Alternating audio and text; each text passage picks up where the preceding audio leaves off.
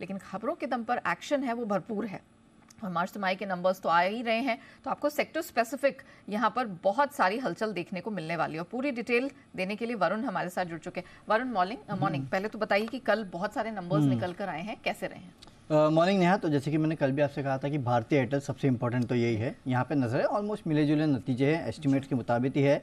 आय 36,000 करोड़ के आसपास आई है, 36,100 करोड़ का अनुमान था। मार्जिन 51.9% पे आए हैं, जो कि अनुमान के मुताबिक है। केवल मुनाफा जो है वो 3,006 करोड़ के आसपास आया है, 2,250 करोड़ का अनुमान था। एक्सेप्शनल लॉस हुआ है 670 करोड़ का। तो मुनाफे के फ्रंट पे अगर आप देखेंगे तो नतीजे अच्छे हैं। आरपूस लेकिन इस कंपनी के फ्लैट आए हैं 193 के आसपास, जबकि 196 का अनुमान था। तो आरपू के फ्रंट पे थोड़ा डिसअपॉइंटमेंट है, लेकिन मुनाफे के फ्रंट पे अगर आप देखेंगे तो नतीजे अच्छे लगते हैं। फाइनल डिविडेंड दिया है कंपनी ने 4 रुपये प्रति शेयर का, तो यहाँ पे आप नज़र रखिएगा। साथ ही साथ जेएसपीएल के नतीजे आए हैं, तो नतीजे कमज़ोर है।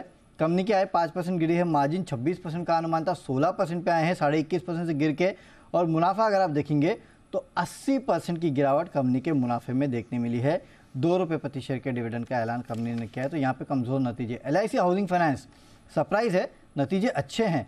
NII 22% बढ़ा है, मुनाफा 5.5% बढ़ा है। 800 करोड़ का अनुमान था, 1180 करोड़ पे आया है। NPS में सुधार हुआ है, लेकिन नेट NPA में थोड़ी बढ़ोतरी हुई है, 2.4% से बढ़ के 2.5%। ओबेरॉय रियल्टी, यहाँ प्रॉफिट अच्छा है, बाकी वीक है। आय अगर आप देखेंगे तो 961 करोड़ की आई है, 1033 करोड़ का अनुमान था। एबिटा 368 करोड़ पे आया है, 498 करोड़ का अनुमान था। मार्जिन 38.4% पे आए हैं, 48.2% का अनुमान था, यानी कि अनुमान से 10% कम आए हैं। केवल मुनाफा जो है 480 करोड़ के आसपास आया है। 4 रुपये प्रति शेयर के डिविडेंड का ऐलान जो है वो भी इस कंपनी ने किया है। मेट्रोपोलिस नतीजे कमज़ोर है, आय 1% गिरी है, मार्जिन 24.7% के आसपास स्थिर है और मुनाफा जो है उसमें 8% के आसपास की गिरावट देखी गई है। कैश के कुछ नतीजे, जिसमें रेडिंगटन मिला जुला नतीजे हैं। आय में 26% की बढ़ोतरी, मार्जिन 2.8% से गिर के 2.5%, मुनाफा 11% गिरा है। 7 रुपये 20 पैसे प्रति शेयर के डिविडेंड का ऐलान किया गया है। जेके पेपर अच्छा परफॉर्मेंस है, आय 28% बढ़ी है, मार्जिन में करीब 3% के आसपास का इजाफा देखने मिला है। मुनाफा 65% बढ़ा है और 4 रुपये प्रति शेयर के डिविडेंड का ऐलान इस कंपनी ने किया है। क्रेडिट एक्सेस ग्रामीण, यहाँ अगर आप देखेंगे तो नतीजे अच्छे लग रहे हैं। NII में 32.5% के आसपास की बढ़ोतरी। मुनाफा अगर आप देखेंगे 159 करोड़ से बढ़ के 297 करोड़ पे आया है। नेट NPA ग्रॉस NPA में कमी देखने मिली है। नेट इंटरेस्ट मार्जिन बढ़ के आए हैं, ये एक अच्छी बात है।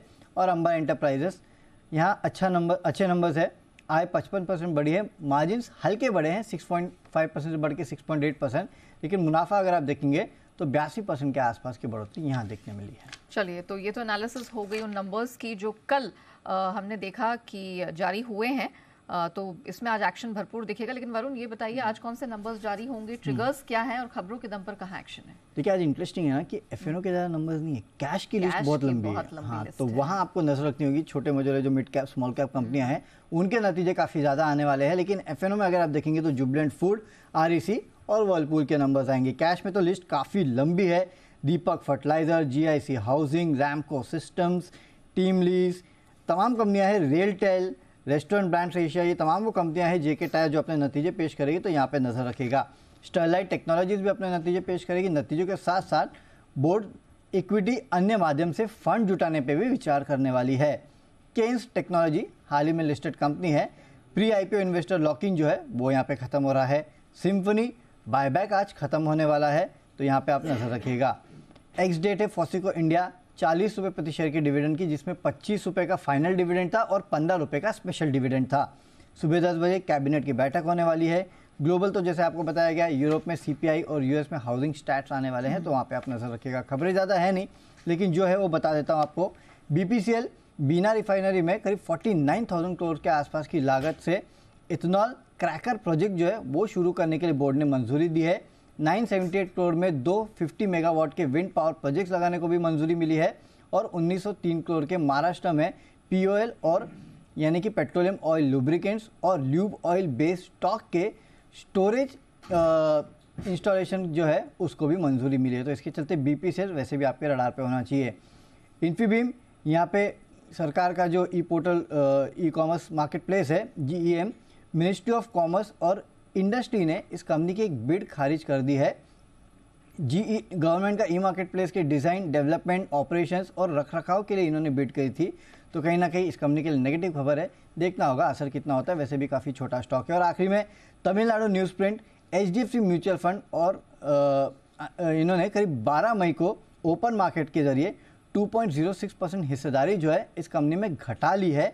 हिस्सेदारी 7.57% से घटकर अब 5.48% हो गई है। ऑलराइट वरुण, धन्यवाद वो पूरी डिटेल दर्शकों के सामने रखने के लिए, बताने के लिए कि आज स्टॉक स्पेसिफिक एक्शन कहाँ कहाँ है और कौन से तिमाही नतीजों पर रखनी है नजर।